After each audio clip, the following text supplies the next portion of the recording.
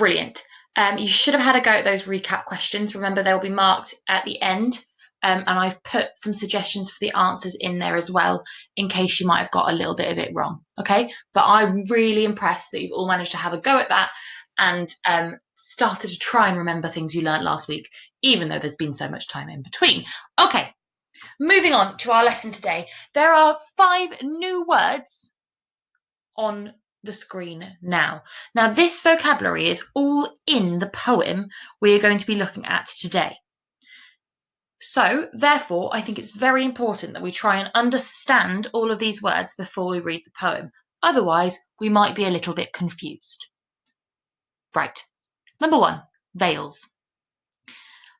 A valley usually between 2 hills and containing a river. You might have heard of this or some form of this from geography. So the concept might not be new, but the word vales might be, okay?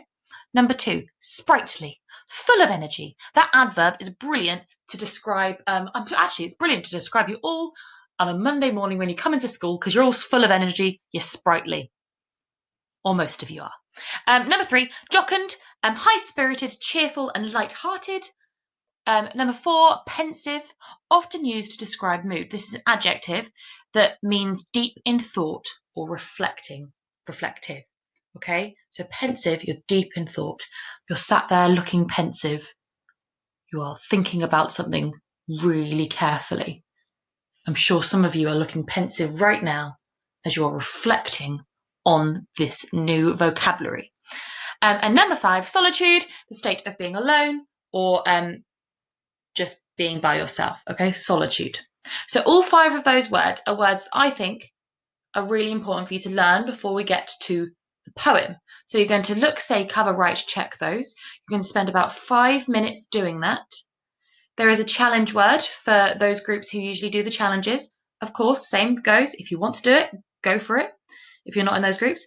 The word is utopia. Now, the utopia isn't a word that is in the poem, but it is a really good word to describe and to use in discussion of the poem.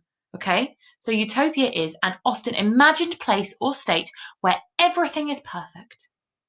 That is what a utopia is. Okay, so now you're going to pause the video. You're going to look, say, cover, write, check for 5 minutes. You're going to learn this vocabulary. You're going to really start to engage with it. So then it will help you when we come to read the poem. All right, so pause the video now, 5 minutes, look, say, cover, write, check that vocabulary. Off you go.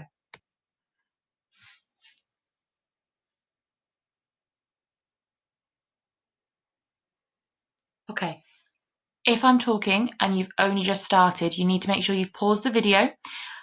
If you've done all that, brilliant, well done, pat on the back, and we're going to move on. Before we get started, we will read the poem in a minute, I promise, but before we get there, we're going to think, what inspired Wordsworth to write this poem? So the inspiration for this poem came from a walk that Wordsworth took in the Lake District with his sister Dorothy. I think that's quite nice, isn't it? The inspiration, the reason he wrote this poem, came from a walk he took in the Lake District with his sister Dorothy.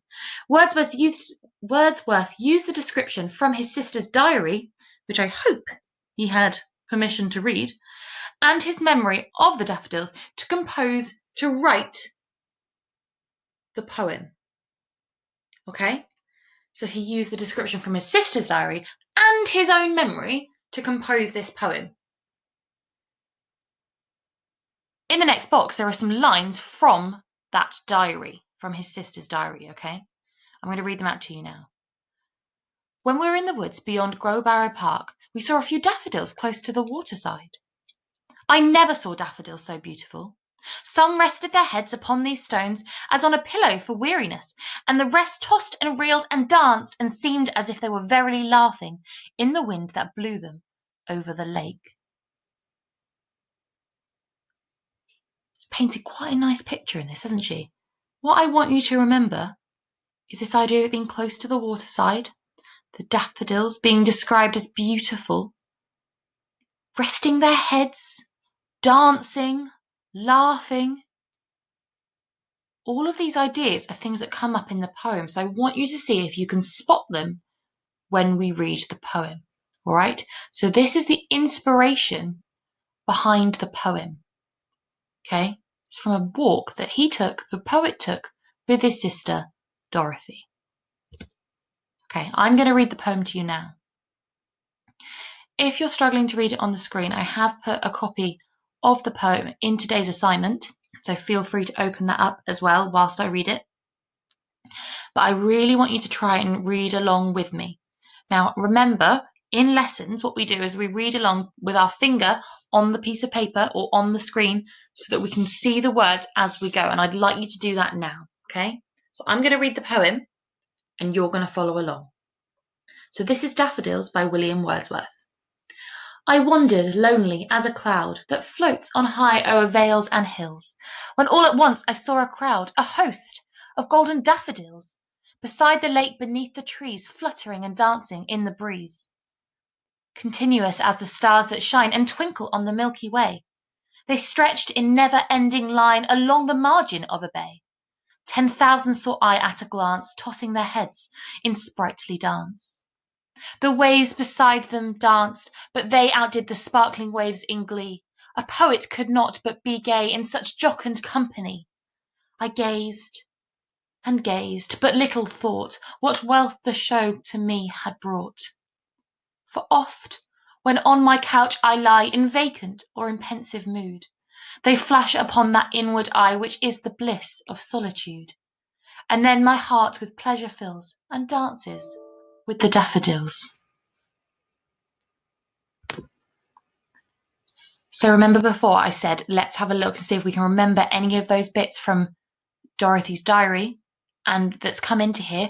We can see that that Wordsworth has included the daffodils dancing, that they are, if they're tossing their heads, that they are by the sparkling waves.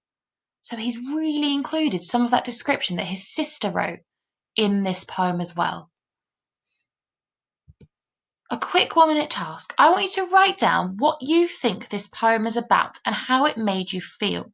Okay, I want you to write this in your notebook, but I'd really, really love it if you wrote this in the stream as well.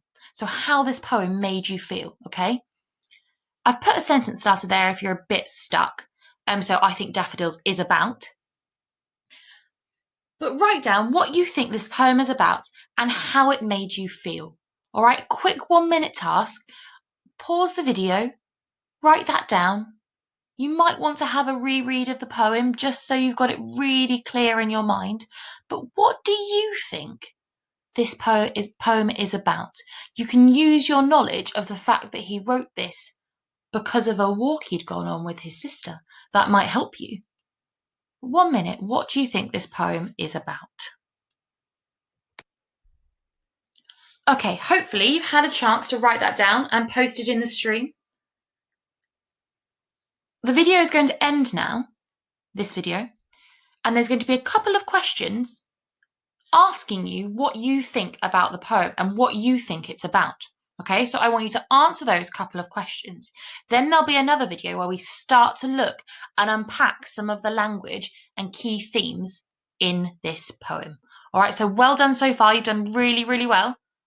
The video is going to end and you're going to answer those questions about the poem. All right, see you back in the next video in a bit.